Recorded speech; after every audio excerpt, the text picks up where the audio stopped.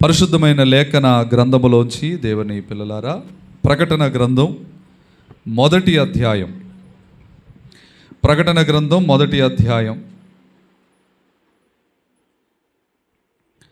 మొదటి వచనం నుండి ఈరోజు వాక్యాన్ని మనము ప్రారంభించుకుందాం. యేసు క్రీస్తు తన దాసుల కనపరుచుటకు దేవుడు ఆయనకు అనుగ్రహించిన ప్రత్యక్షత. ఈ సంగతులు త్వరలో సంభవింపనయ్యున్నవి. ఆయన తన దూత ద్వారా వర్తమానము పంపి తన దాసుడైన యోహానుకు వాటిని సూచించాను. ప్రార్థన. దయగల తండ్రి, వందనాలు. నీ వాక్యమును ధ్యానము చేసుకొనుచు ఉండగా యేసయ్యా, నీ వాక్యం విడుదలవునుగాక. నీ వాక్యమును బట్టి మేమందరము కూడా నింపబడుదుముగాక. నీ పరిశుద్ధాత్మ శక్తితో మేము నింపబడుదుముగాక. ఆత్మ కార్యములు మా మధ్య జరుగునుగాక. నీ వాక్యాన్ని విడుదల చేయండి. నీ వాక్యం విడుదలవ్వకుండా అడ్డుపడుతున్న దురాత్మ శక్తులను యేసుక్రీస్తు నామములో దహించు అగ్నిలో పడవేయండి ప్రభువా. కాల్చివేయండి యేసు నామములో. మమ్మల్ని నీ వాక్యం కొరకు మా హృదయాలను, మా చెవులను సిద్ధపరచండి. మా చెవులను తెరువు చేయండి. వాక్యానికి సిద్ధపడే కృప ఇవ్వండి. యేసు నామమున ప్రార్థించి అడిగి వేడుకొని పొందుకుని నామ తండ్రి, ఆమేన్. దేవుని పరిశుద్ధమైన నామమున యేసయ్య కృపా సమాధానములు మనందరికీ మెండుగా కలుగునుగాక. ఆమేన్. మరొకసారి మీ అందరికీ ప్రభువైన యేసుక్రీస్తు నామములో నా హృదయపూర్వకమైన వందన. మరణాత. ప్రభు దీవించునుగాక. దేవుని వాక్యాన్ని ధ్యానం చేద్దాం ప్రియులరా. ప్రకటన గ్రంథం ఇది దేవుడు ప్రత్యక్షపరిస్తే యోహాను గారు అనే యేసయ్య శిష్యుడు ఈ ప్రకటన గ్రంథమును వ్రాసిన విధానం. ఈ ప్రకటన గ్రంథములో యేసుక్రీస్తు ప్రభువారు రాబోయే కాలంలో జరగబోయే సంభవాలన్నీ కూడా మరి ఈ ప్రకటన గ్రంథములో వ్రాయించారు. ఈ ప్రత్యక్షతలు ఎవరికి దేవుడు అనుగ్రహించారు అంటే, యోహాను గారికి ఈ ప్రత్యక్షతలు చూసే ఆ భాగ్యం దొరికింది. ఆయన చూసిన ఈ ప్రత్యక్షతలన్నీ కూడా మరి దేవుని మహాకృపను బట్టి ఈ ప్రకటన గ్రంథ పుస్తకంగా దేవుడు మన మధ్య అందించారు. అందుని బట్టి స్తోత్రం చెప్పండి దేవుడికి. హల్లెలూయా. యోహాను గారు చూసిన దర్శన ప్రత్యక్షత, యోహాను గారు చూసిన ప్రత్యక్షతలన్నీ కూడా మనందరికీ తెలియబడటం కోసం యేసుక్రీస్తు ప్రభుల వారు ఈ ప్రకటన గ్రంథం అనే పుస్తకాన్ని ఆ భక్తుని ద్వారా రాయించినట్లు, పరిశుద్ధాత్మ ప్రేరణతో దేవుడు రాయించినట్లుగా ఈ ప్రకటన గ్రంథాన్ని మనము చూస్తూ ఉన్నాం.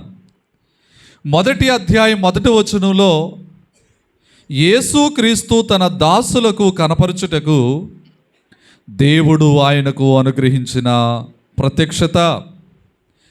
యేసుక్రీస్తు, క్రీస్తు అను శబ్దమునకు అభిషిక్తుడు అనే అర్థము, యేసు అను మాటకు రక్షకుడు అనే అర్థము. రక్షించే అభిషిక్తుడైన యేసుక్రీస్తు ప్రభులవారు తన దాసులకు కనపరచుటకు దేవుడు ఆయనకు అనుగ్రహించిన ప్రత్యక్షత. ప్రత్యక్షత అనే మాట దగ్గర 2 అనే అంకి వేసుంది. పుట్నాట్లో రాసుంది ప్రకటన అని. అంటే తన దాసులకు ఈ ప్రత్యక్షతలన్నీ కూడా ప్రకటించటానికి యేసుక్రీస్తు ప్రభువారు ప్రియులరా ఒక ప్రత్యేకమైన ప్రత్యక్షతను దేవుని నుండి పొందుకున్నట్లుగా మరి ఇక్కడ మనము చూస్తూ ఉన్నాం. ఇక ఈ సంగతులు త్వరలో సంభవింపనయ్యున్నవి. ఆయన తన దూత ద్వారా వర్తమానము పంపి తన దాసుడైన యోహానుకు వాటిని సూచించాను. దేవునికి మహిమ కలుగునుగాక. హల్లెలూయా. ప్రియమైన వారలారా, తన దాసుడైన యోహాను గారు అప్పటికి ఎక్కడున్నారు? పద్మాసు దీవిలో ఉన్నారు. అదే ప్రకటన గ్రంథములో ప్రియులరా మరి 9వ వచనం మనం చదివితే, మీ సహోదరుడును యేసును బట్టి కలుగు శ్రమలోను రాజ్యములోను సహనములోను పాలివాడునైన యోహానును నేను దేవుని వాక్యము నిమిత్తమును యేసును గూర్చిన సాక్ష్యము నిమిత్తమును పద్మాసు ద్వీపమున పరవాసినైతిని. ఆయన పద్మాసు ద్వీపములో ఉన్నప్పుడు దేవుడు తన దూతను పంపించి తన దాసుడైన యోహానుకు వాటిని సూచించెను అనే మాటలు మొదటి వచనంలో మనము చూస్తూ ఉన్నాం. ఎంత గొప్ప ధన్యత యోహాను గారిది కదా. దేవుని ప్రత్యక్షతలు చూసే అనుభవం కలిగి ఉండడం అనేది ఆయనకి దేవుడిచ్చిన గొప్ప భాగ్యం. ఈ రోజున ప్రభుని అడగగలిగితే ప్రియులరా, మనకి కూడా ఇట్టి ప్రత్యక్షతలు ప్రభు మనకిస్తారు. ఈ ప్రత్యక్షతలు పొందుకోవాలంటే ముఖ్యంగా ఒకటి, ప్రభునందు విశ్వాసం కలిగి ఉండాలి. రెండవది, ప్రార్థనా జీవితం కలిగి ఉండాలి. దేవుని సన్నిధిలో ప్రార్థించే జీవితం మనం కలిగి ఉండాలి. 3, పరిశుద్ధత అనే అనుభవాన్ని కూడా, పరిశుద్ధ జీవితం అనే అనుభవాన్ని కూడా మనం కలిగి ఉన్నప్పుడు ఇటు ప్రత్యక్షతలు ప్రియులరా మనము పొందుకునే వారమై ఉన్నాం. దేవునికి స్తోత్రం చెప్పండి. హల్లెలూయా. 2వ వచనం దగ్గరకు వస్తూ, అతడు దేవుని వాక్యమును నిమిత్తము గూర్చియో యేసుక్రీస్తు సాక్ష్యమును గూర్చియో తాను చూచినంత మట్టుకు సాక్ష్యమిచ్చెను. దేవునికి స్తోత్రం. యోహాను గారు దేవుని వాక్యమును గూర్చియో యేసుక్రీస్తు సాక్ష్యమును గూర్చియో తాను చూచినంత మట్టుకు సాక్ష్యమిచ్చెను. ఆయన యేసుక్రీస్తు ప్రభువారితో శిష్యుడిగా ఉన్నప్పుడు ప్రభువారితో ఉన్న అనుభవాలు, ప్రభువారితో కలిగి ఉన్న ఆ విషయాలు, ప్రభు శరీరధారిగా ఉన్న దినాలలో, యేసుక్రీస్తు ప్రభువారు శరీరధారిగా ఉన్న దినాలలో యోహాను గారు ఆయనతో కలిసి సేవ చేస్తూ ఉన్నప్పుడు, సేవ నేర్చుకుంటూ ఉన్నప్పుడు ఆయన కలిగిన అనుభవాలన్నీ కూడా యోహాను సువార్తగా రాశారు. ఇంకా సంఘము ఎలా ఉండాలి అనే విషయాలు సంఘములో ఉన్న పెద్దలకి లేకపోతే విశ్వాసులకి తెలియచేయటానికి 3 పత్రికలు కూడా వ్రాశారు. ఇప్పుడు ఆయనను దేవుడు ఎందుకు వాడుకుంటూ ఉన్నారు అంటే, రాబోయే కాలంలో జరగబోయే విషయాలన్నీ కూడా మరి తెలియచేసి ఇది ఒక గ్రంథముగా రాయటానికి యోహాను గారిని దేవుడు పద్మాసు దీవిలో ఉండగా పరవాసిగా దేవుడు పిలుచుకున్నాడు. దేవునికి స్తోత్రం. అనేక ప్రత్యక్షతలు యోహాను గారికి దేవుడు అనుగ్రహిస్తూ, మాట్లాడుతూ, బోధిస్తూ ఉన్నారు. దేవునికి స్తోత్రం చెప్దాం. ఇప్పుడు 2వ వచనంలో, అతడు దేవుని వాక్యమును గూర్చియో యేసుక్రీస్తు సాక్ష్యమును గూర్చియో తాను చూచినంత మట్టుకు సాక్ష్యమిచ్చెను. దేవునికి స్తోత్రం. తాను చూచినంత మట్టుకు, యోహాను సువార్తలో తాను చూచినంత మట్టుకు ఆ సువార్తను రాసి తాను చూచినవన్నీ కూడా సాక్ష్యంగా రాశారు. అలాగే పత్రికల్లో కూడా కొన్ని విషయాలు పొందుపరిచారు. ఇక ఇప్పుడు ప్రకటన గ్రంథాన్ని వ్రాస్తూ దేవుడు ఆయనకు అనుగ్రహించిన ప్రత్యక్షతలన్నీ కూడా, దేవుడు ఆయనకు చూపించిన ప్రత్యక్షతలన్నీ కూడా జరగబోయే కాలంలో పరిస్థితులు ఎలా ఉంటాయో యోహాను గారికి దర్శన ప్రత్యక్షతలో ప్రత్యక్షంగా ప్రభు చూపించారట. ఇవన్నీ ఈ పుస్తకంగా రాస్తూ, ఇవన్నీ మనకు తెలియచేస్తూ, దేవునికి ఒక సాక్షిగా ఆయన ఉన్న విషయాన్ని మనం ఇక్కడ చూస్తూ ఉన్నాం. 3వ వచనం, సమయము సమీపించినది గనుక ఈ ప్రవచన వాక్యములు చదువువాడును వాటిని విని ఇందులో వ్రాయబడిన సంగతులను గైకొనువారును ధన్యులు. సమయము సమీపించింది. ఎఫెసీ పత్రిక 5వ అధ్యాయం 15వ వచనములు ఏముంది? సమయము, దినములు చెడ్డవి గనక సమయమును పోనివ్వకుండా దాన్ని సద్వినియోగం చేసుకోండి. అజ్ఞానుల వలె కాక జ్ఞానుల వలె నడుచుకోండి. సమయము కొంచెమే ఉన్నది. సమయము కొంచెమే ఉన్నదన్న సంగతి ఎవరికి తెలుసా? మనకంటే ముందు అపవాది వాడికి తెలుసు, అపవాదికి తెలుసు. అందుకే సమయము కొంచెమే అని భక్తులను చెదరగొట్టడానికి, భక్తుల విశ్వాసం పాడు చేయటానికి వాడు ప్రయత్నాలు చేస్తూ ఉన్నాడు. దేవుని బిడ్డ, దేవుని విశ్వాసి, నీవు దేవుడు నీకిచ్చిన సమయంలో ప్రార్థనా జీవితంలో గడుపుతున్నావా? ప్రభు వాక్యం ధ్యానించడంలో గడుపుతున్నావా? ప్రభు సన్నిధిలో నీవు గడపటంలో నీవు గడుపుతున్నావా? నువ్వు ఉండగలుగుతున్నావా? దేవుని సన్నిధిలో అట్లా ఉండగలిగితే నీవు గొప్ప ధన్యురాలివి, గొప్ప ధన్యుడివి. దేవునికి స్తోత్రం. ఈనాడు ప్రియులరా, సమయము సమీపించింది. ఆయన రాకడ సమయము సమీపించింది. ఆయన వచ్చే సమయం దగ్గర పడింది, ఆసన్నమైంది. ఆయన వచ్చేస్తున్నాడు, ఆయన రాబోతూ ఉన్నాడు. గనుక ఆయన వచ్చే సమయానికి మనల్ని మనం సిద్ధపరచుకోవలసిన వారమై ఉన్నాం. యేసుక్రీస్తు ప్రభువారు ప్రత్యక్షమయ్యే ఆ రోజున ప్రియులరా, మనము సిగ్గుపడకుండా ఆయన ఎదుట ధైర్యము కలిగి నిలబడినట్లుగా దేవుని సన్నిధిలో ప్రియులరా, ఆయన కృపాసనమును చేరువారముగా, ఆయన సన్నిధిలో ప్రార్థించువారముగా, ఆయన సన్నిధిలో వాక్యమును ధ్యానించువారముగా మనం ఉండగలిగితే ఆయన రాకడలో ఎత్తబడే అంతస్తులోనికి మనము, వధువు సంఘములో చేర్చబడే అంతస్తులోనికి మనము ప్రియులరా ఎగురుతాము, లేక చేర్చబడగలుగుతాము. స్తోత్రం కలుగునుగాక. కనుక సమయము సమీపించింది. 3వ వచనములో, ప్రకటన గ్రంథం 1వ అధ్యాయం 3వ వచనములు అంటున్న మాట ఏంటంటే, సమయము సమీపించింది. దేనికి సమయం సమీపించింది? అన్నిటికీ అంతము సమీపించింది. అన్నిటికీ అంతము సమీపించింది. రాకడకు సమయం సమీపించుచున్నది. ఆమోసు గ్రంథంలో ఉంటుంది కదా, 5వ అధ్యాయంలో ఉంటుంది, ఏమనో తెలుసా? ఇది చెడు కాలము గనుక బుద్ధిమంతుడు ఓరకుండును అని ఉంటుంది. ఇది ఏ కాలము? చెడు కాలము. అంటే సమయం గతించిపోతున్నది, చెడుగెక్కువవుతున్నది. దైవజనుడు రాసిన పాటలో చెడుగెక్కువగుచున్నది, భూలోకమున చెడుగెక్కువగుచున్నది, కనుక చెడుగు పైన మంచి పై చెయ్యి అయ్యేటట్లుగా మీరు బహుగా ప్రార్థన చెయ్యండి అన్నారు.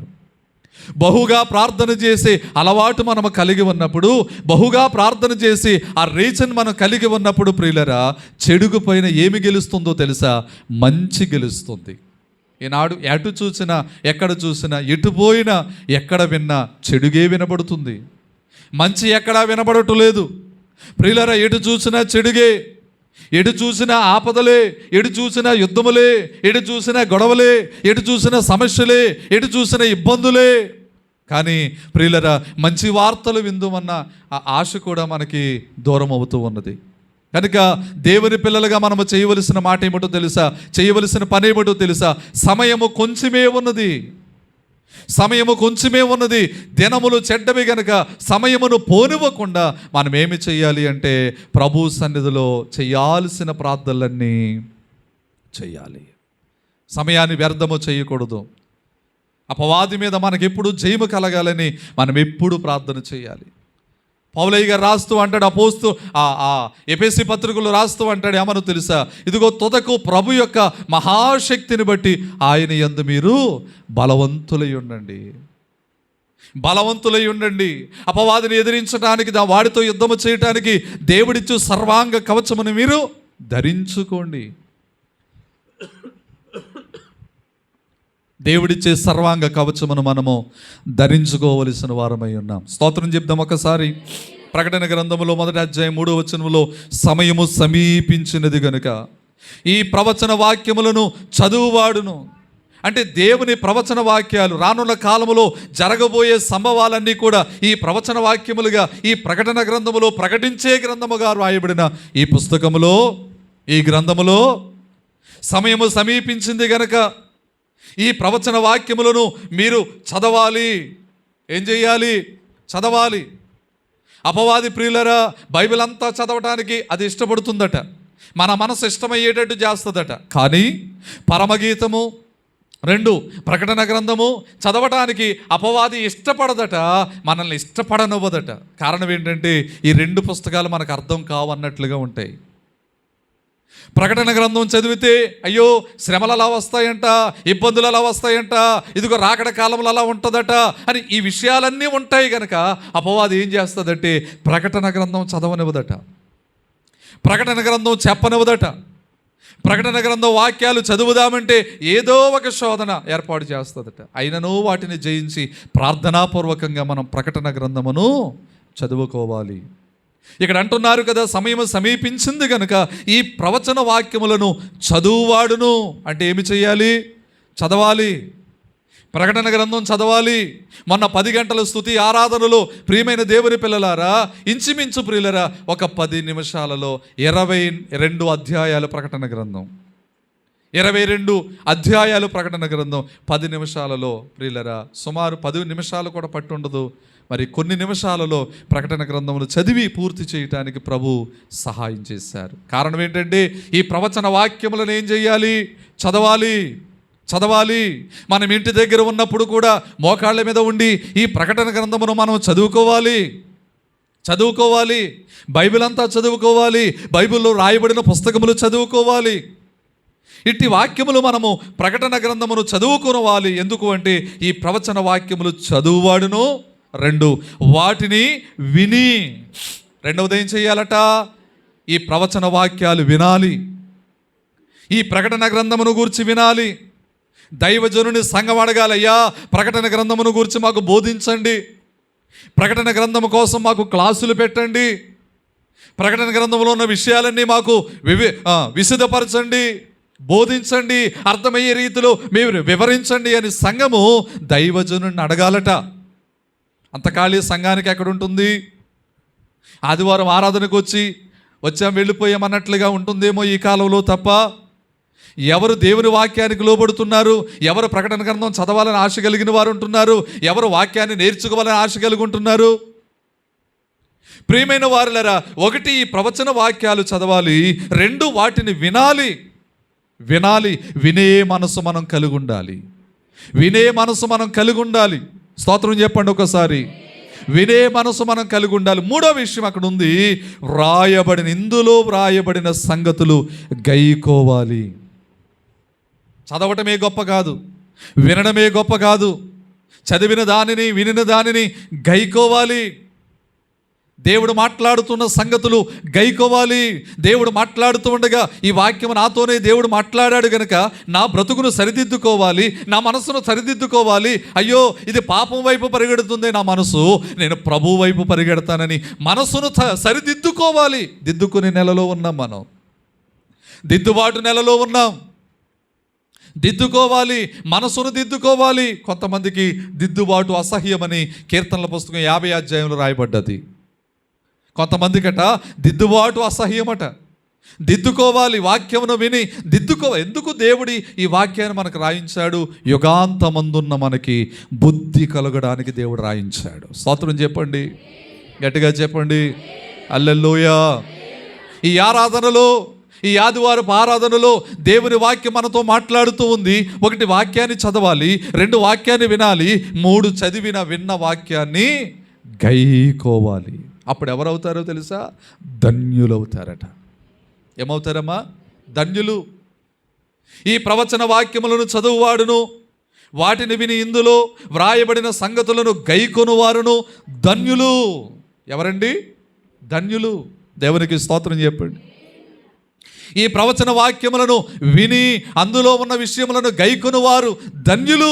దేవుని వాక్యం మనకు బోధిస్తూ ఉన్నప్పుడు గైకోవాలి, వినే చెవి కావాలి. యెషయా అంటాడు కదా, 50 అధ్యాయం 5వ వచనం తీయొద్దు కానీ రెఫరెన్స్ రాసుకోండి, అక్కడ ఉంటుంది. ఏమనంటే, ప్రభువగు యెహోవా నా చెవికి వినుబుద్ధి పుట్టించగా నేను ఆయన మాట వినుటకు నా చెవిని నేను తొలగించుకోలేదు.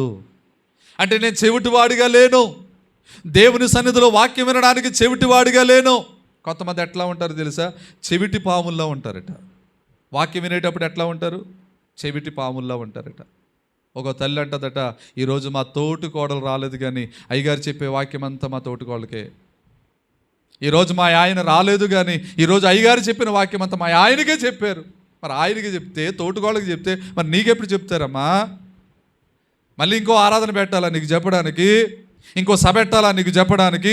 దేవుని వాక్యం అందరితోనూ మాట్లాడుతుంది. దేవునికి స్తోత్రం. అందుకే ఆ వాక్యం నాతోనే మాట్లాడింది అనుకుంటే గొప్ప ధన్యులు అవుతారు. హల్లెలూయా. కనుక వినేవారు, గైకొనేవారు, చదివేవారు ఎవరంటండి? ధన్యులు. ధన్యులు. ఆమేన్. నేను ధన్యుణ్ణి అవ్వాలనుకుంటున్నానయ్యా, నేను ధన్యురాలను అవ్వాలనుకుంటున్నాయ్యా అయ్యా అని అనుకున్న వారు చేతులు ఎత్తుతారా? ఎంతమందికి ధన్యత భాగ్యం కావాలి?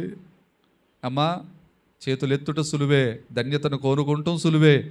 చేతులు దించండి. కానీ దాని కొరకు మనం కష్టపడాలి.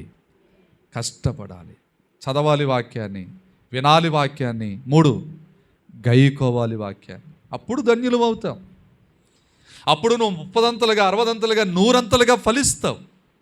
ఆమేన్. వాక్యం విని దాన్ని విడిచిపెట్టుట అనేది మంచి స్వభావం మాత్రము కాదండి. దేవుని సన్నిధిలో ప్రియమైన దేవుని విశ్వాసులారా, దేవుని వాక్యాన్ని చదవాలి, 2 వినాలి, 3వది కొంచెం ఎదరికి వెళుతున్నాను, టైం అవుతుంది. 4వ వచనం దగ్గరకు వస్తూ, యోహాను ఆసియాలో ఉన్న 7 సంఘములకు శుభమని చెప్పి వ్రాయునది. దేవునికి స్తోత్రం చెప్పండి గట్టిగా. హల్లెలూయా, హల్లెలూయా. యోహాను గారు ఆసియాలో ఉన్న 7 సంఘాలకి శుభమని చెప్పి వ్రాయునది. ఆసియా, ఆసియా, ఆసియా అంటే ఏంటి? దాన్ని ఏమంటారు? ఆసియా అని ఏమంటారు నాన్న? ఆసియా అని చదువుకున్న బిడ్డలు ఉన్నారు కదా ఇక్కడ. ఆసియా అని ఏమంటారు? అయ్యా దేవుడు మిమ్మల్ని దీవించును గాక. ఏమంటారండి? ఖండం. ఎన్ని ఖండాలు ఉన్నాయి ఈ సృష్టిలో? ఎన్ని ఖండములు ఉన్నాయి? 7 ఖండములు. మొదటిది Asia, 2 Africa, 3 Europe, 4 north America, 5 south America, 6 Antarctica, 7 Australia. 7 ఖండాలు ఉన్నాయి. 7 ఖండాలలో మొదటి ఖండం ఏది అంటే ఆసియా ఖండమే. అన్ని ఖండాలలో ఈ ఖండమే పెద్దది. ఆసియా ఖండంలో సుమారుగా లెక్కలు వేస్తే 48 దేశాలు ఉన్నాయి. ఆసియా ఖండములో 48 దేశాలు ఉన్నాయి. 2 ఆఫ్రికా ఖండములో 54 దేశాలు ఉన్నాయి. యూరప్ ఖండములో 50 దేశాలు ఉన్నాయి. ఇంకా చెప్పాలంటే నార్త్ అమెరికాలో 23 దేశాలు ఉన్నాయి. ఇంకా చెప్పాలంటే సౌత్ అమెరికాలో 12 దేశాలు ఉన్నాయి. అంటార్కిటికాలో 0, ఒకటే, అంటే దేశాలే లేవు. ఇక చివరిగా ఆస్ట్రేలియా 14 దేశాలు ఉన్నాయి. ఇవన్నీ లెక్కేస్తే సుమారుగా 195 దేశాలు ఉన్నాయి ప్రపంచం మీద. అంటే ఇప్పటి వరకు కనిపెట్టిన దేశాలు, కనిపెట్టిన ఇంకెన్ని ఉన్నాయో. ఖండాలు 7 ఖండాలు.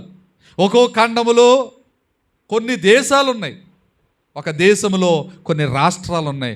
రాష్ట్రంలో కొన్ని జిల్లాలు ఉన్నాయి. జిల్లాలో కొన్ని మండలాలు ఉన్నాయి. మండలములో కొన్ని గ్రామాలు ఉన్నాయి, కొన్ని పట్టణాలు ఉన్నాయి. స్తోత్రం చెప్పండి, గట్టిగా చెప్పండి. ఇప్పుడు 7 ఖండాలలో పెద్ద ఖండము, మొదటి ఖండము ఏదో తెలుసా? ఆసియా ఖండం. ఈ ఆసియా ఖండములోనే 7 సంఘాలు ఉన్నాయట. 7 సంఘాల పేర్లు రాయబడ్డాయి. 11వ వచనములో, నీవు చూచుచున్నది పుస్తకములో వ్రాసి Ephesus, Smyrna, Pergamum, Thyatira, Sardis, Philadelphia, Laodicea అను 7 సంఘములు. స్తోత్రం చెప్పండి. ఎన్ని సంఘాలు? 7 సంఘాలు. ఏ ఖండములో ఉన్నాయి? ఆసియా ఖండములోనే ఉన్నాయి. మీకు మాట చెప్పేదా? ఇశ్రాయేలు దేశము కూడా, ప్రియులరా, ఇజ్రాయేల్ దేశం, ఇవన్నీ కూడా ఆసియా ఖండములోనే ఉన్నాయి. ఆసియా ఖండంలోనే ఉన్నాయి. ఐగుప్తు దేశం ఉందే, ఇది ఎక్కడుందో తెలుసా? పక్క ఖండంలో ఉన్నాయి. ఆఫ్రికా ఖండంలోకి వెళ్ళిపోయింది. పక్క ఖండంలోకి వెళ్ళిపోయింది. ఆసియా పక్కనున్న ఆఫ్రికా ఆ పక్క ఖండంలోకి వెళ్ళిపోయింది. మేము యెరూషలేము 2018లో వెళ్ళినప్పుడు, మాకు గైడ్ చెప్తున్నాడు, ఇప్పుడు మనం ఆసియా ఖండంలోంచి మరో ఖండంలోకి అడుగు పెడుతున్నాం. ఇజ్రాయేలీల దేశంలోంచి ఐగుప్తు దేశంలో అడుగు పెడుతున్నాం. దేవునికి స్తోత్రం చెప్పండి, గట్టిగా చెప్పాలి. హల్లెలూయా. 7 ఖండములు ఉన్నాయి. 7 ఖండములలో పెద్ద ఖండమైన ఆసియా ఖండం. ఈ ఆసియా ఖండములోనే మన భారతదేశం ఉంది. దేవునికి స్తోత్రం చెప్పండి. దేవునికి మహిమ వచ్చేటట్లు చప్పట్లు కొట్టండి ఒకసారి. హల్లెలూయా. ఈ ఆసియా ఖండములోనే ప్రియులరా భారతదేశం ఉందండి, మన దేశం ఉందండి. Be Indian, buy Indian. నేను భారతీయుడను. ఆమేన్. నేను పుట్టిన దేశము కొరకు నేను ప్రార్థన చేస్తాను. నా దేశము క్షేమంగా ఉండాలని ప్రార్థన చేస్తాను. నా దేశంలో ఉన్న జనులందరూ క్షేమంగా ఉండాలని ప్రార్థన చేస్తాను. నా దేశంలో ఉన్న జనులందరూ నరకమునకు వెళ్ళకూడదని ప్రార్థన చేస్తాను.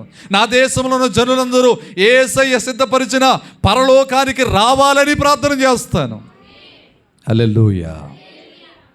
నేను చేస్తాను, మీరు కూడా చేయాలి. ఎందుకంటే మనందరము భారతీయులము, దేవుని పిల్లలము. ఇప్పుడు ఆసియాలో ఉన్న 4వ వచనం, యోహాను ఆసియాలో ఉన్న 7 సంఘములకు శుభమని చెప్పి వ్రాయునది. దేవునికి స్తోత్రం చెప్దామా? గట్టిగా చెప్దామా? ఆసియాలో ఉన్న 7 సంఘములకు శుభమని చెప్పి వ్రాయునది.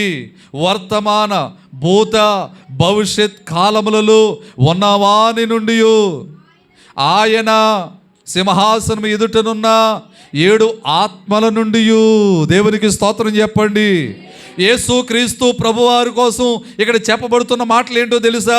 వర్తమాన భూత భవిష్యత్ కాలములో ఉన్న వారి నుండి, ఆయన సింహాసనం ఎదుటనున్న 7 ఆత్మల నుండి. దేవునికి స్తోత్ర. ఏమండి, యేసు క్రీస్తు ప్రభువారి లక్షణాలు చెప్తాను ఇక్కడి నుంచి. ఆయన కలిగి ఉన్న లక్షణాలు, ఆయనకు ఇవ్వబడిన లక్షణాలు, ప్రియులారా రాయబడిన లక్షణాలు చెప్తాను. ఒక పెన్ను పేపర్ ఉంటే కనుక చక్కగా మీరు రాసుకోండి. దేవునికి స్తోత్రం. యేసు క్రీస్తు ప్రభువారు కలిగి ఉన్న లక్షణములు ఏంటో తెలుసా? 5వ వచనం నుంచి ప్రారంభించబడుతూ, నమ్మకమైన సాక్షి. ఎవరండి ఆయన? చెప్పాలి, అందరూ చెప్పాలి. నమ్మకమైన సాక్షి. దేవునికి కావలసిన వారు ఎవరు? నా యొద్ద నివసించినట్లు దేశములో నమ్మకస్తులైన వారి కొరకు నేను కనిపెట్టుచున్నాను అన్నారు దేవుడు. ఆమేన్. దేవునికి కావలసిన వారు ఎవరు? నమ్మకమైన వారు.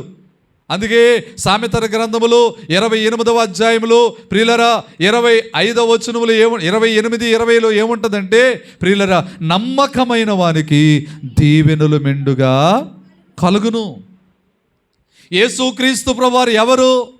నమ్మకమైన సాక్షి. నమ్మకమైన సాక్షి. నమ్మకమైన సాక్షి. ఆయన దేవునికి నమ్మకస్తుడు. నమ్మకమైన కుమారుడు. నమ్మకమైన కుమారుడు.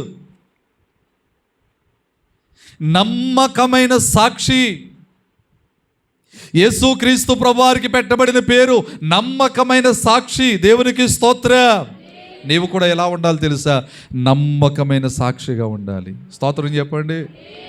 అమ్మకూడదండి, దేవుడిని నమ్ముకోకూడదు. దేవుడిని నమ్ముకోకూడదు. యేసుక్రీస్తు ప్రభు నమ్ముకోకూడదు. నువ్వు అమ్ముకోవద్దు. నమ్ముకో. నమ్మకంగా ఉండు. నువ్వు నమ్మకంగా ఉంటే మెండుగా దీవెనలు కలగజేస్తాడు దేవుడు. హల్లెలూయా. నువ్వు నమ్మకంగా ఉంటే దేవుడు మెండుగా నీకు ఆశీర్వాదాలు కలగజేస్తాడు, నీకు దీవెనలు కలగజేస్తాడు, నీకు కృప కలగజేస్తాడు. హల్లెలూయా, హల్లెలూయా, హల్లెలూయా. ప్రియులరా, ఆయన నమ్మకమైన సాక్షి. మొదటిది. 2, మృతులలో నుండి ఆది సంభూతుడిగా లేచినవాడు. హల్లెలూయా. యేసయ్యకి చప్పలు కొడుతూ కనపరుద్దామా?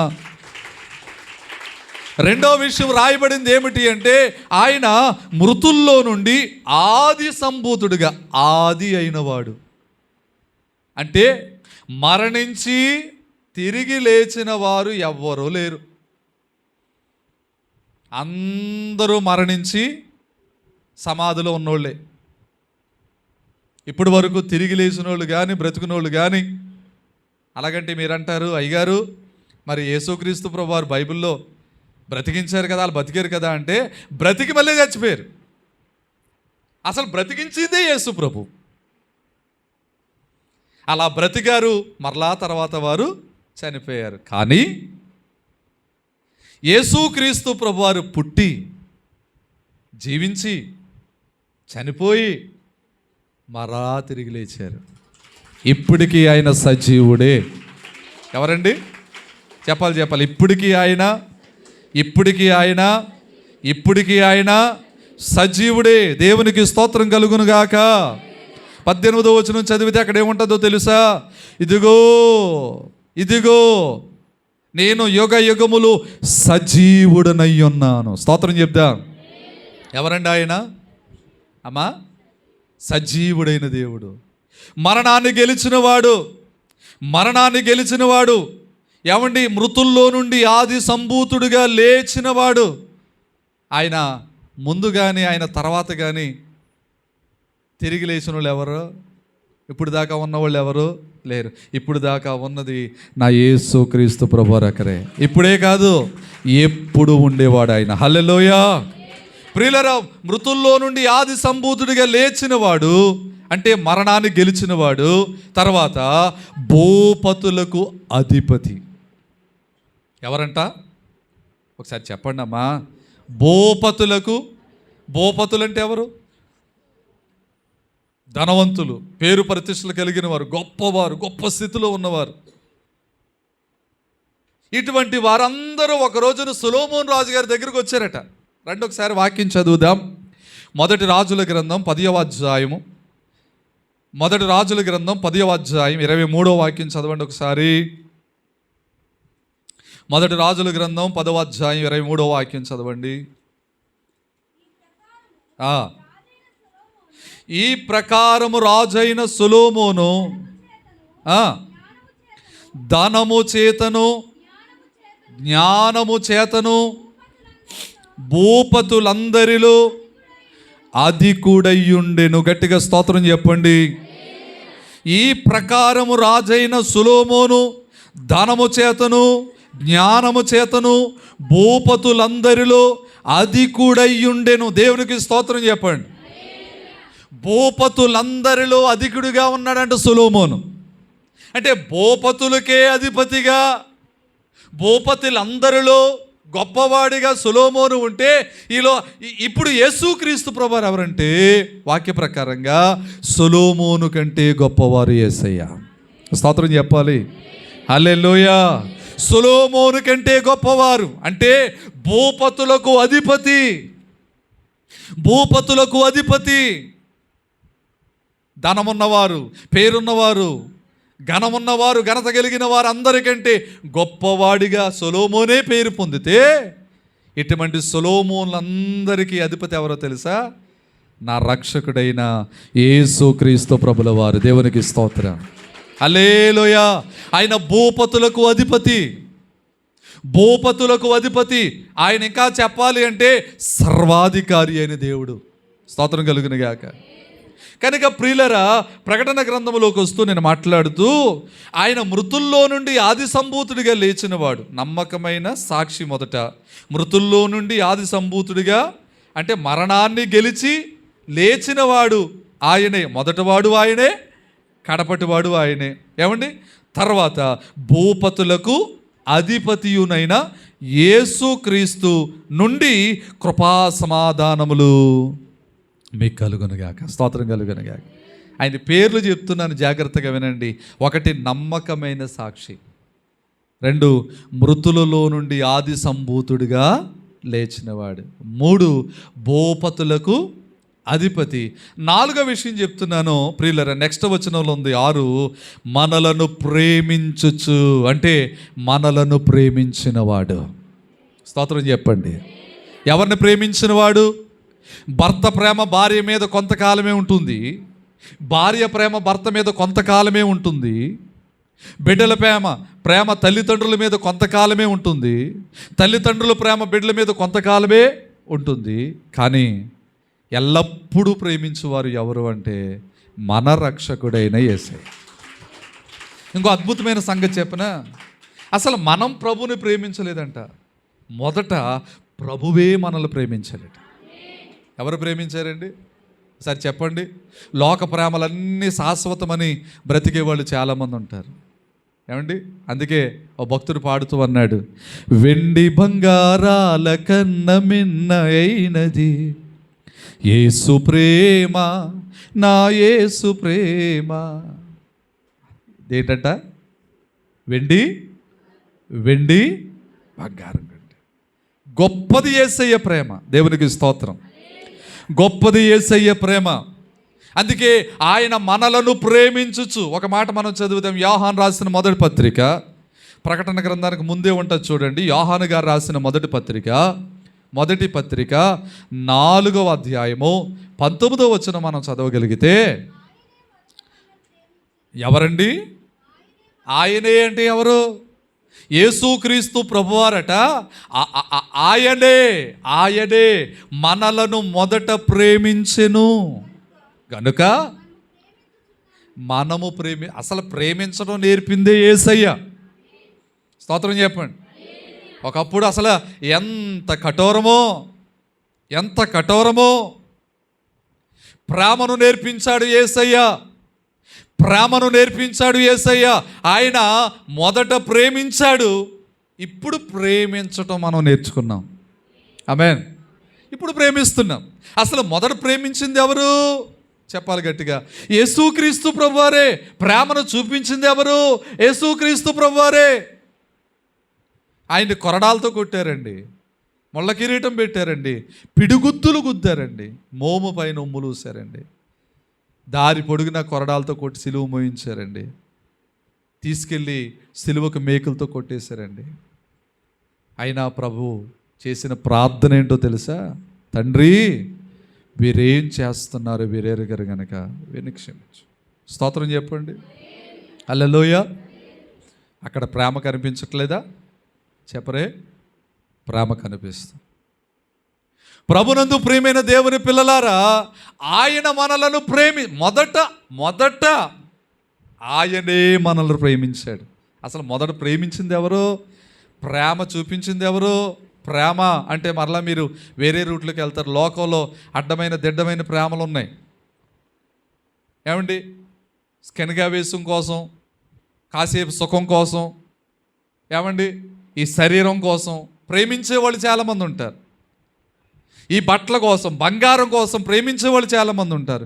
ఈ ప్రేమలు శాశ్వతం కాదు, ఎప్పటికప్పుడు ఊడి పడిపోతాయి.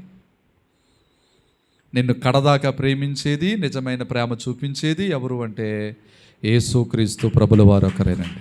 మీరు నమ్మినా నమ్మకపోయినా ఆయన ప్రేమస్వరూపి. ఆయన మనల్ని ప్రేమిస్తున్నాడు. అసలు మొదట ప్రేమించింది ఎవరు? వాక్యం అర్థమవుతున్న వాళ్ళు స్తోత్రం చెప్పండి. యేసయ్య మనలను ప్రేమించిన వాడు. ఆయన పేరేంటి తెలుసా? మనల్ని ప్రేమించే యేసయ్య. హల్లెలూయా. మనల్ని ప్రేమించే యేసయ్య. నిజంగా ఆయన ప్రేమ లేకపోతే, నీ ప్రేమే చూపకపోతే నేనేమైపోదునో, నీ కృపయే లేకపోతే అంటే ఊపిరేంటి? ఆయన ప్రేమ. ఆమేన్. కనుక ప్రియులారా, 6వ వచనంలోకి వస్తున్నాను. ప్రకటన గ్రంథములో 1వ అధ్యాయం 6వ వచనంలోకి వస్తున్నాను. మనలను ప్రేమించుచు, దేవునికి స్తోత్ర, మనలను ప్రేమించిన వాడాయన. తర్వాత అంటున్నారు, తన రక్తము వలన మన పాపముల నుండి మనలను విడిపించినవాడు. స్తోత్రం చెప్పండి. ఏమండి, ఈ లోకములో రక్తము మన కొరకు చిందించిన వారు ఎవరు ఉండరు. ఒకవేళ చిందించిన ఆ రక్తములో పాపం ఉంది, మనల్ని విడిపించరు. కానీ నిజమైన రక్తము, పరిశుద్ధమైన రక్తము, పాపము లేని రక్తము, దేవాతి దేవుని రక్తముగా చిందించిన యేసయ్య రక్తం మనల్ని ప్రతి పాపముల నుండి విడిపిస్తుంది. హల్లెలూయా, హల్లెలూయా. అందుకే అక్కడ అంటున్నారు కదా, తన రక్తము వలన మన పాపముల నుండి మనలను విడిపించిన వాడాయన. ఆయన రక్తమును చిందించి మన పాపముల నుండి మనల్ని విడిపించాడు. మన పాపములు క్షమించబడే ఒక అవకాశం, పాప క్షమాపణ దేవుడిచ్చాడు. అందుకే యోహాను రాసిన పత్రికలో ఒక మాట ఉంటుంది. అక్కడే 1వ అధ్యాయము 9వ వచనం, మొదటి యోహాను గారు రాసిన పత్రిక 1వ అధ్యాయము 9వ వచనం మనం చదివితే, మన పాపములను మనము ఒప్పుకొనిన ఎడల ఆయన నమ్మదగిన వాడును నీతిమంతుడును గనుక ఆయన మన పాపముల నుండి మనలను క్షమించి సమస్త దుర్నీతి నుండి మనలను పవిత్రులుగా చేస్తాడు. హల్లెలూయా. ఆయన రక్తం మనల్ని పవిత్రులుగా చేస్తుంది. మన పాపముల నుండి మనల్ని విడిపిస్తున్నాడు. ప్రభువా, నేను పాపిని, నేను పాపం చేశాను, నా పాపాన్ని క్షమించు ప్రభువా అని దేవుని సన్నిధిలో ప్రియులరా మన పాపాన్ని ఒప్పుకుంటే మన ప్రభువు అయిన యేసుక్రీస్తు వారు మన పాపముల నుండి మనల్ని విడిపిస్తారని యోహాను రాసిన పత్రికలు వ్రాయబడింది. అందుకే మన పాపములను మనం ఎప్పటికప్పుడు ఒప్పుకొని పాప క్షమాపణ మనము పొందాలి. స్తోత్రం చెప్పండి ఒకసారి, గట్టిగా స్తోత్రం చెప్పండి. హల్లెలూయా చెప్పండి, హల్లెలూయా చెప్పండి. కనుక దేవుని ప్రియమైన విశ్వాసులరా, దేవుని జనాంగమా, దేవుని ప్రజలారా, మనము ప్రియులరా దేవుని సన్నిధిలో ప్రియులరా మన అపరాధములను, మన పాపములను ప్రియులరా మనం ఒప్పుకోవలసిన వారమై ఉన్నాం. గట్టిగా స్తోత్రం చెప్తారా? ఓ మంచి స్తోత్రం చెప్తారా? ఓ మంచి స్తోత్రం చెప్తారా?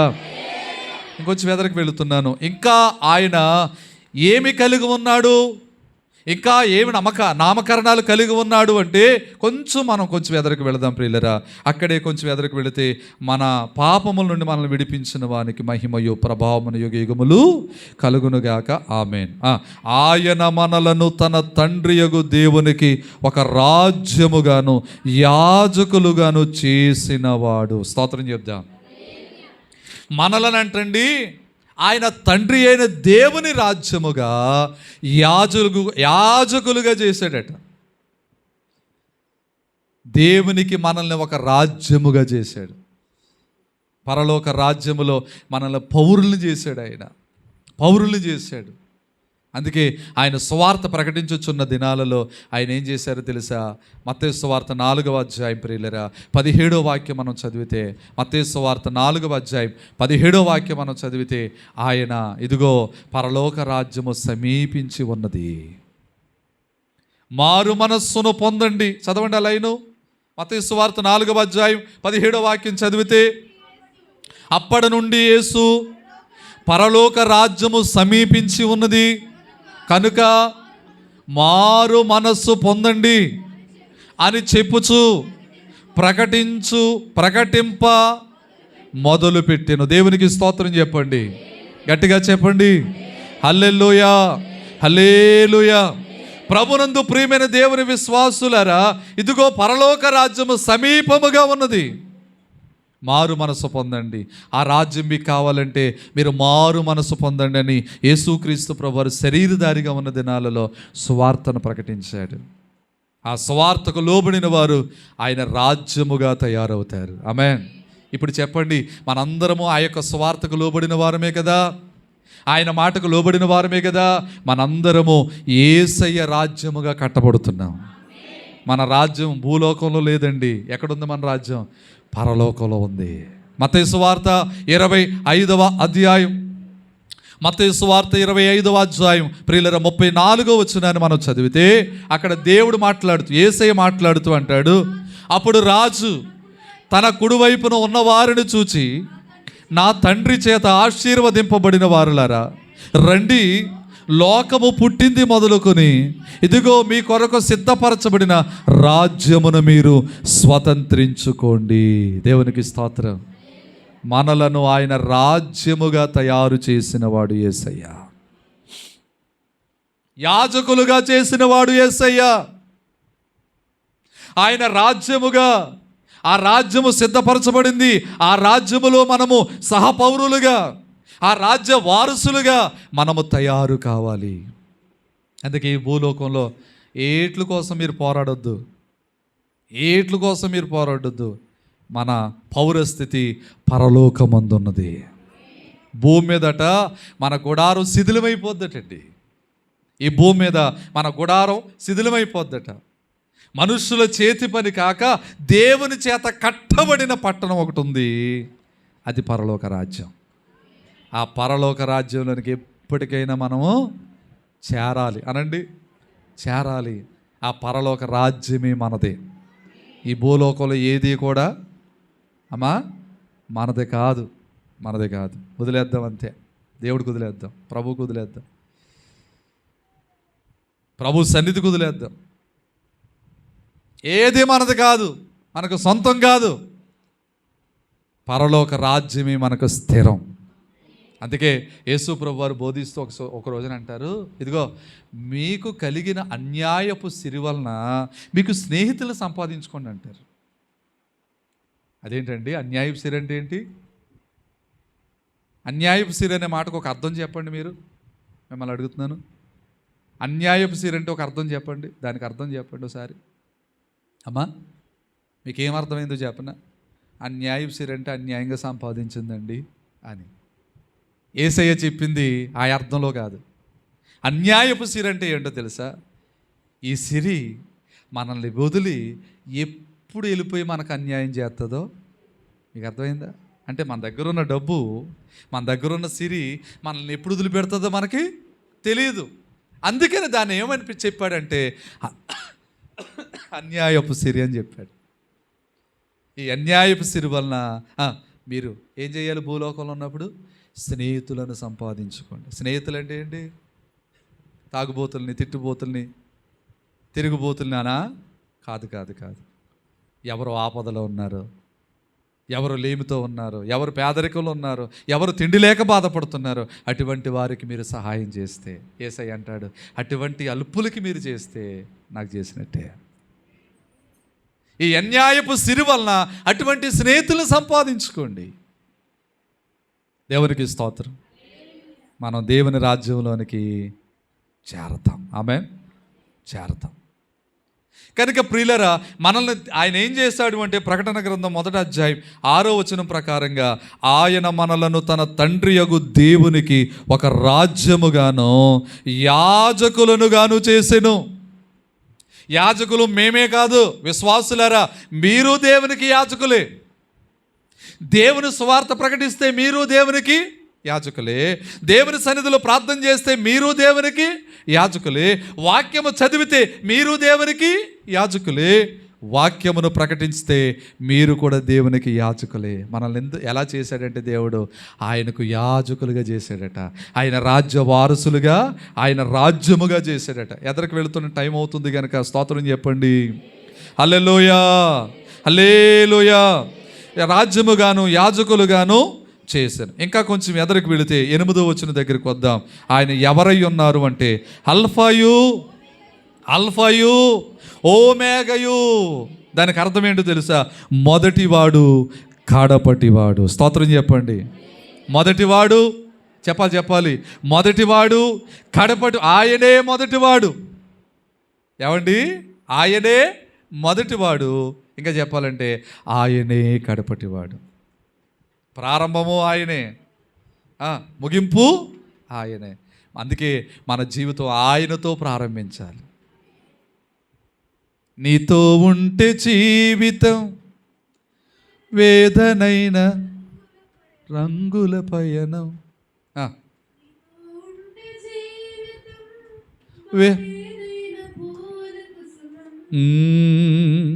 నీవేనా ఓ నువ్వే. హల్లెలూయా. యేసయ్యతో ఉంటే వేదనైన రంగుల వలయమే, రంగుల పయనమే. దేవునికి స్తోత్రం. దేవుని పిల్లలారా, ఆయన మొదటివాడట. ఆయనతోనే ప్రారంభించాలి, మనం ఆయనతోనే ముగించాలి. అందుకే ప్రతిరోజు ఉదయాన్నే లేచిన వెంటనే ప్రియులరా, సెల్ ఎక్కడుంది అని ఎత్తుకోవాలా? చెప్పరే. లేకపోతే ఇల్లు ఊడ్చుకోవడానికి వస్తువులు ఎక్కడున్నాయి అని వెతుక్కోవాలా? కాదు. మొదట ప్రార్థనతో ప్రారంభించాలి. హల్లెలూయా. ముగింపు ప్రార్థనతోనే ముగించాలి. మార్టిన్ లూథర్ గారు అటండి ప్రతిరోజు ఓ మంచి ప్రార్థన చేసుకునేవాడంట. చెప్పనా? ఓ మంచి ప్రార్థన. ఆ ప్రార్థన ఏంటో తెలుసా? రాత్రి పడుకునేటప్పుడు అంట, ప్రభువా, నా ఆత్మను నీ చేతికి అప్పగించి నిద్రలోకి వెళ్తున్నాను.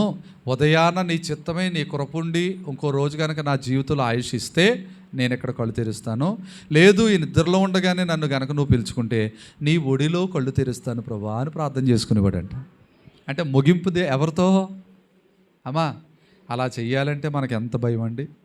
అప్పుడే వెళ్ళిపోమంటారు అయ్యగారు, పెళ్ళి అవ్వలేదు, పిల్లోడు పెళ్ళి అవ్వలేదు, కోడలు ఇంకా రాలేదు, ఇంకా మనవరాలను ఎత్తుకోలేదు, అప్పుడు వెళ్ళిపోవటం ఏంటండి బాబు అనిపిస్తుంది మనకి. కానీ ఆత్మీయ లోతుల్లోనికి వచ్చేస్తే ఇవేమి మనం మనసులో పెట్టుకోం. దేవుడి చిత్తం ఇప్పుడు దాకా ఉంటే స్తోత్రం చెప్పండి. హల్లెలూయా, హల్లెలూయా. బారాతి కాలం బ్రతికేద్దాం అనుకున్న వారు కూడా కరోనా మింగలేదా? ఏమండి, కరోనా మింగలేదా? ఎప్పటిదాకా మనం ఉంటామో తెలియదు. కానీ ఉన్నంత కాలంలో సమయాన్ని సద్వినియోగం చేసుకుని భక్తి జీవితాన్ని కాపాడుకోవాలి. గట్టిగా స్తోత్రం చెప్పండి. భక్తి జీవితాన్ని కాపాడుకోవాలి, భక్తి జీవితాన్ని కాపాడుకోవాలి, భక్తి జీవితాన్ని కాపాడుకోవాలి. స్తోత్రం కలుగునుగాక. హల్లెలూయా, హల్లెలూయా. యేసయ్య నామానికి మహిమ కలుగునుగాక.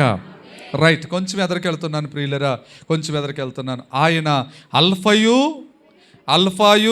ఓమేగయు నేనే అనగా అక్కడ రాసుంది ఆదియు అంతము నేనే అని. తర్వాత నెక్స్ట్ వచనంలో ఏముందంటే, నెక్స్ట్ లైన్లో ఏముందంటే, వర్తమాన భూత భవిష్యత్ కాలములలో ఉండువాడను నేనే. స్తోత్రం చెప్పండి. వర్తమానం, భూత, భవిష్యత్. వర్తమానం అంటే ఇప్పుడే కదా, ఈ కాలమే కదా. భూతకాలం అంటే వెళ్ళిపోయిన కాలం, భవిష్యత్ అంటే వచ్చే కాలం. అంటే గత కాలంలోనూ ఉన్నాను, ఇప్పుడు ఉన్నాను, భవిష్యత్ కాలంలో కూడా ఉంటాను. ఆయన ఎప్పుడూ ఉండే దేవుడు. గట్టిగా స్తోత్రం చెప్పండి. ఆయన ఎప్పుడు ఉండే దేవుడు. నీకు మాట చెప్పిన, నిత్యము కొలిచే దేవుడు యేసయ్య. నిత్యము కొలిచే దేవుడు నా యేసయ్య. నిన్ను నిత్యము దీవించేవాడండి. ఆయన నిత్యము నువ్వు ఆరాధిస్తే. అందుకే ఆయన అంటున్నాడు వర్తమాన భూత భవిష్యత్ కాలంలో. అందుకే పౌలయ్య గారు రాస్తూ అంటాడు హెబ్రీ పత్రికలో, చూడండి మాట, హెబ్రీ పత్రిక 13వ అధ్యాయము 8వ వాక్యం మనం చదువుదాం. హెబ్రీలకు రాసిన పత్రిక 13వ అధ్యాయం 8వ వాక్యం. యేసు క్రీస్తు నిన్న నేడు ఒక్కటే రీతిగా ఉన్నాడు, అవును యుగ యుగములకు ఒక్కటే రీతిగా ఉండును. దేవునికి స్తోత్రం. ఆయనలో మార్పు లేదు. నా వైపు చూడండి ఒకసారి. మనలో మార్పు వస్తుందేమో కానీ, చెప్పాలి ఏదో చెప్పండి. మనుషుల్లో మార్పు వస్తుందేమో కానీ చెప్పరే. మార్పు లేనివాడు, మారనివాడు, నిరంతరము ఏకరీతిగా ఉన్నవాడు యేసయ్య. హల్లెలూయా. మారని దేవుడవు, నా హృదిని మార్చావు, విడువని దేవుడవు, నన్నాదుకున్నావు. నిన్న నేడు ఒకే రీతిగా పగలు రాత్రిని ఏలుచున్నావు. దేవునికి స్తోత్రం. నిన్న నేడు పగలు రాత్రి ఒకే రీతిగా ఉన్నాడట. ఆయన ఒకే రీతిగా ఏలుతున్నాడట. మనుష్యులు మారొచ్చు, ఆయన మారడు. ఆయన మార్చేద్దాం అనుకున్న మారడైన. మనుషులైతే నిన్ను మార్చొచ్చు మాయ మాటలు చెప్పి, కానీ దేవుడు మారడు. ఆయన ఉద్దేశాలు మారవు, ఆయన ఆలోచనలు మారవు, ఆయన ప్రణాళికలు మారవు, ఆయన వాగ్దానాలు మారవు. హల్లెలూయా. నిన్న నేడు రేపు ఆయన ఒకే రీతిగా ఉన్నాడట. స్తోత్రం చెప్పండి. వర్తమాన భూత భవిష్యత్ కాలములలో ఉండువాడను నేనే. ఈ వాక్యాన్ని బట్టి నిరంతరము నువ్వు ఆయనకు ఆరాధన చేయొచ్చు. అయ్యో కొంతకాలం ఆయన ఉండడేమో అనే బాధ ఉండాల్సిన అవసరం లేదు. ఆయన నిరంతరము స్తుతికి పాత్రుడు, స్తుతులకు పాత్రుడు. అందుకే ఆయన మనం చేసే స్తుతుల మీద ఆసీనుడై ఉన్నాడు. హల్లెలూయా. ఇంకొంచెం ఎదరికి వెళుతున్నాను ప్రియులరా. వర్తమాన భూత భవిష్యత్ కాలంలో ఉండువాడు. నెక్స్ట్ ప్రియులరా, సర్వాధికారి. ఆమేన్. ఎవరండి? సర్వాధికారివి, సర్వజ్ఞుడవు.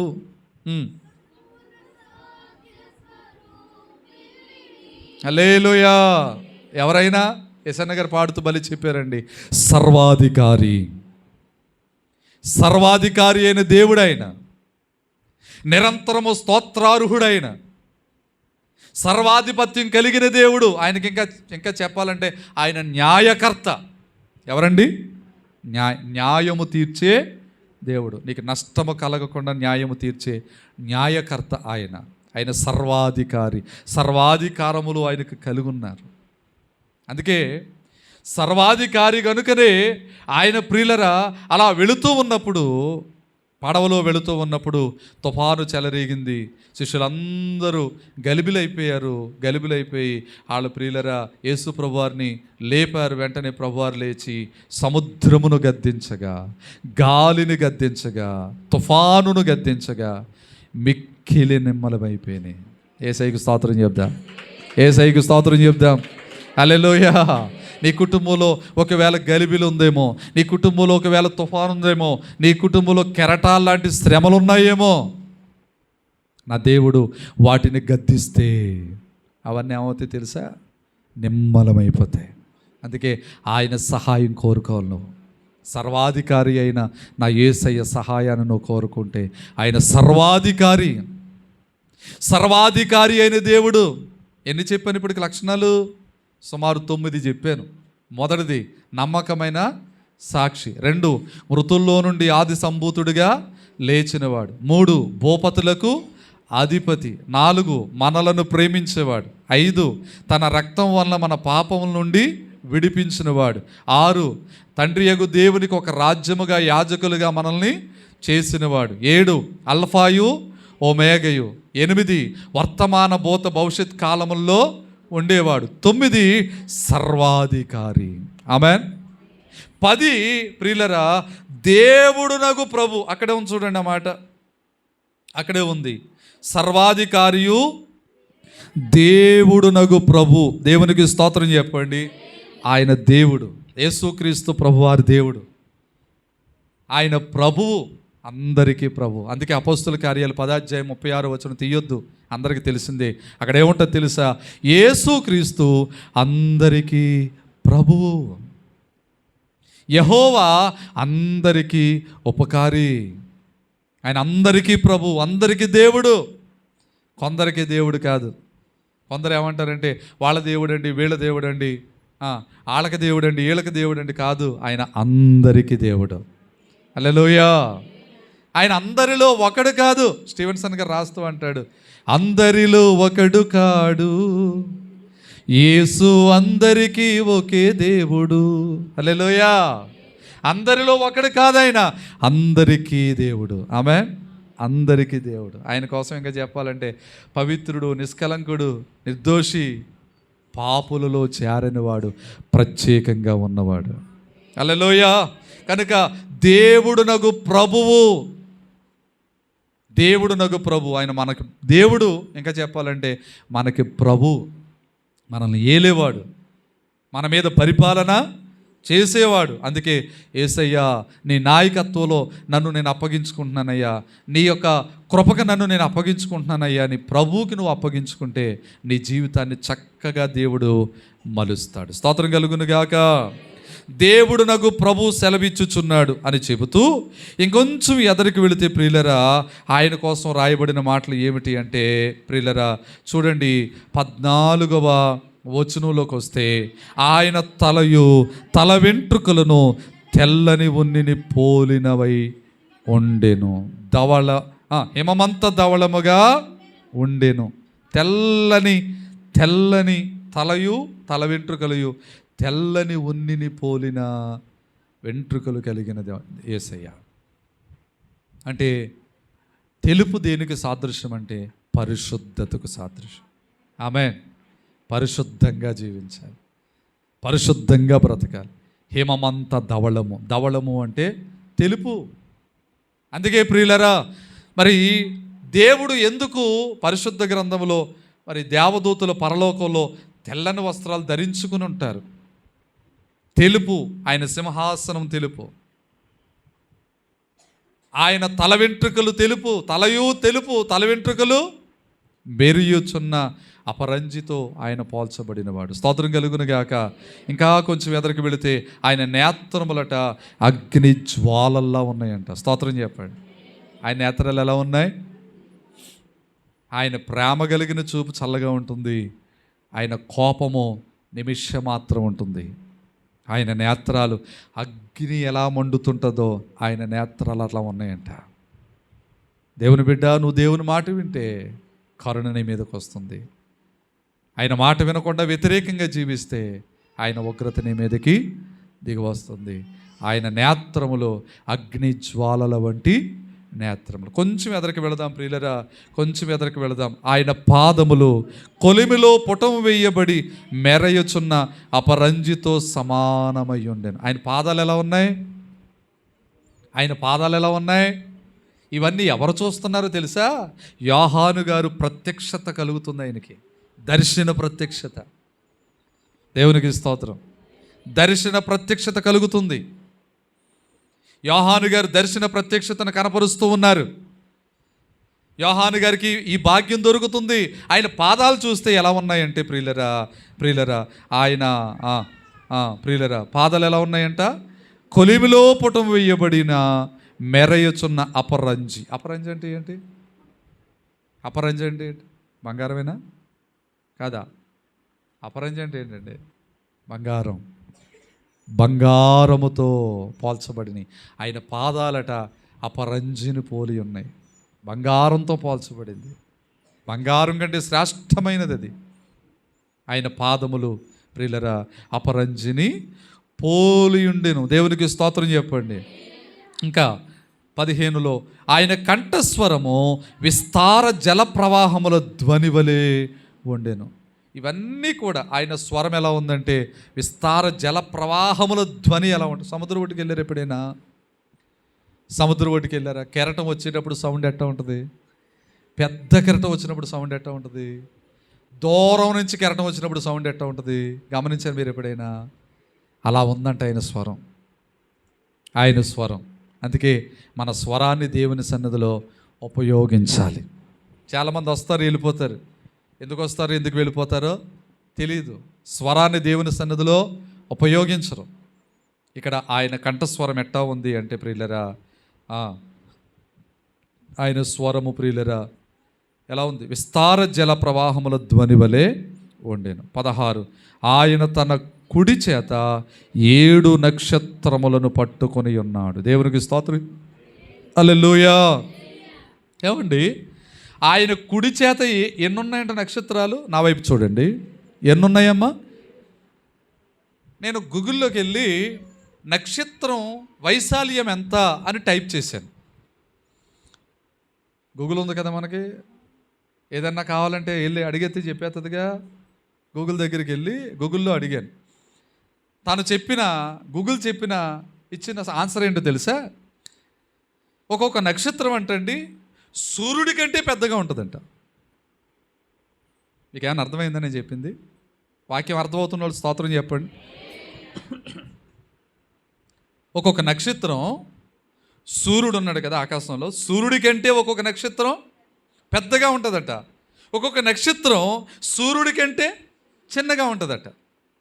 ఇప్పుడు యేసుక్రీస్తు ప్రభువారి చేతిలో ఎన్ని నక్షత్రాలు ఉన్నాయి అంటే ఉదాహరణకు అనుకుందాం, 7 సూర్యుళ్ళు అయితే ఎంత పెద్దగా ఉంటారో అంత పెద్ద నక్షత్రాలని ఆయన చేతిలో పట్టుకున్నాడంట. ఇప్పుడు నక్షత్రాలే అంత పెద్దవి ఉంటే సూర్యుడి కంటే పెద్ద నక్షత్రం, ఒక నక్షత్రం సూర్యుడి కంటే పెద్దదైతే 7 నక్షత్రాలైతే ఇంకెంత పెద్ద ప్లేస్ కావాలి? అన్ని నక్షత్రాలు ఆయన అరచేతిలో పట్టుకున్నాడంటే ఆయన ఇంకెంత ఎత్తులో ఉన్నాడు, ఇంకెంత వెడల్పులో ఉన్నాడు, ఇంకెంత పెద్ద దేవుడై ఉన్నాడు. మీకు అర్థమవునుగాక.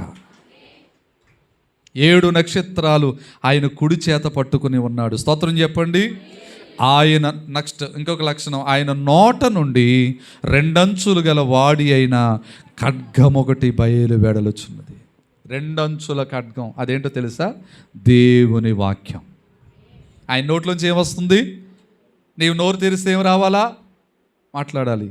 వాక్యం రావాలి, దేవుని మాటలు రావాలి, దేవుని సంభాషణ రావాలి. రక్షణ పొందుకున్న తర్వాత మన నోట ప్రియులరా పోకిరి మాటలు, బూతులు, సరస సంభాషణలు అన్నీ కూడా వాటన్నిటిని మనం కట్ చేసుకోవాలటండి.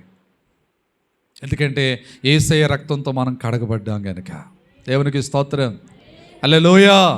కనుక నోటిని కాచుకోవాలి. ఆయన నోట్లోంచి ఏమొస్తుందంటే 2 అంచులు గల ఖడ్గం. కీర్తనల పుస్తకం 149, కీర్తనల పుస్తకం 149 9వ వచనం చూడండి. ఏముంది అక్కడ? ముగింపుకు వచ్చాను నేను.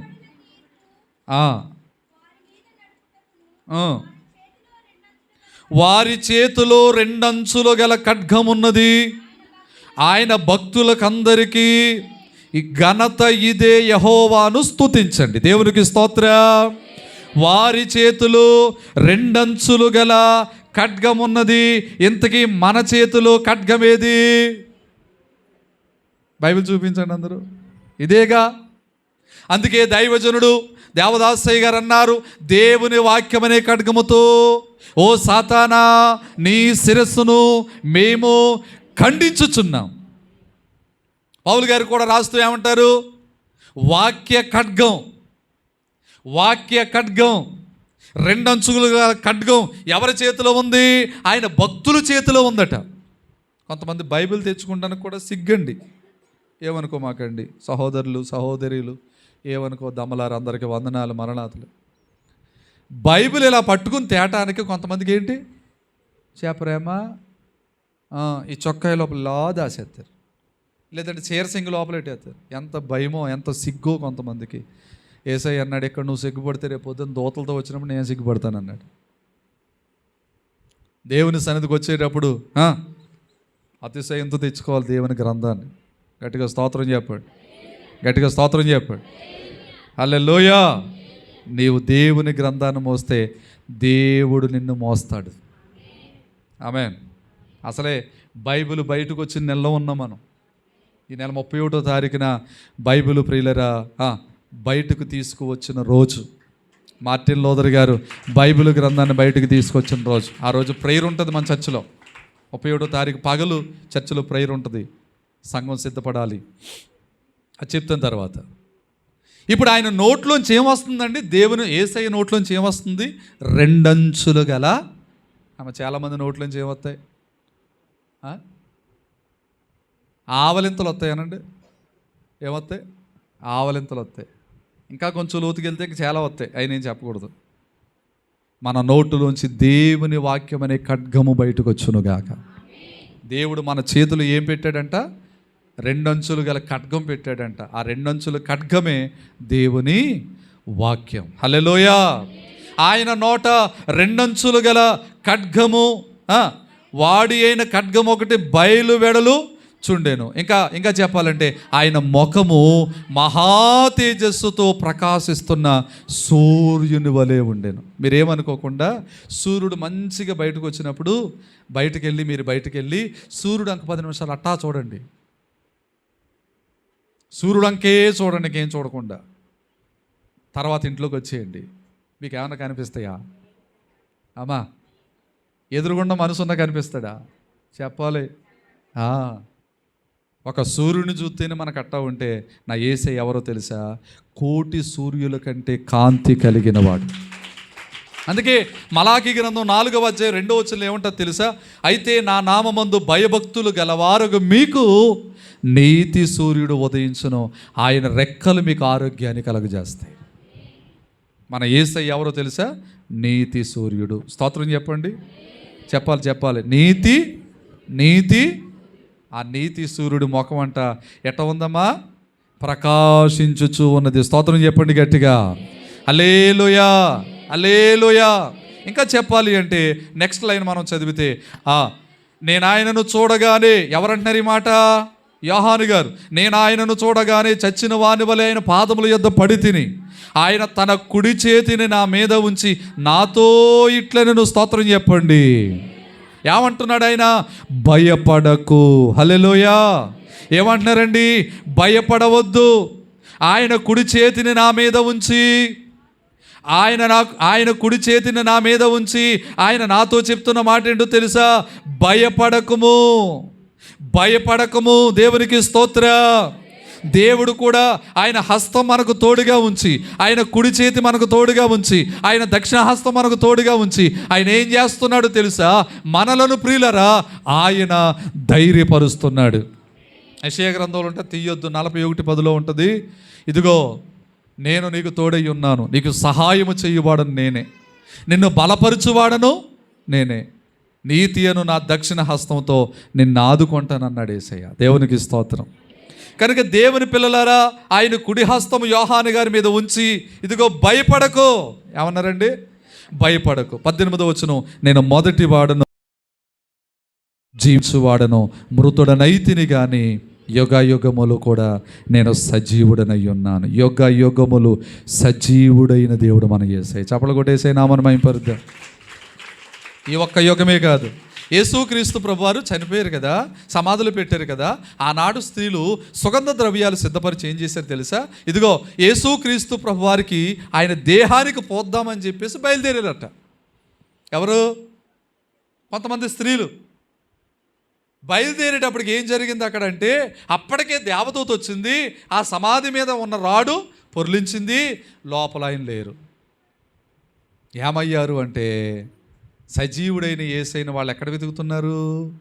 మృతుల్లో వెతుకుతున్నారు. అందుకే దూత అంది, ఆయన ఇక్కడ లేడు, లేచి ఉన్నాడు, మీకంటే ముందుగా యెరూషలేము వెళుతున్నాడు. హల్లెలూయా, హల్లెలూయా. కనుక ఆయన యుగ యుగములు సజీవుడై ఉన్న దేవుడు. 2018 సంవత్సరంలో యెరూషలేము ప్రాంతానికి వెళ్ళాం. యేసయ్యను పెట్టిన చూద్దాం, ఒకవేళ ఆయన ఉంటాడేమో చూద్దాం యేసయ్యనని. తెర ఎలు చూసి యేసయ్య అక్కడ లేడు. అడిగే మేము అక్కడ ఉన్నాం, ఏమంటే యేసుక్రీస్తు ప్రభువారు సమాధులు లేరేంటండి అని అడిగే. తెలుసా, 2000 సంవత్సరాలకు పూర్వమే లేచాడు, మరణాన్ని జయించాడు. ఆయన సజీవుడు.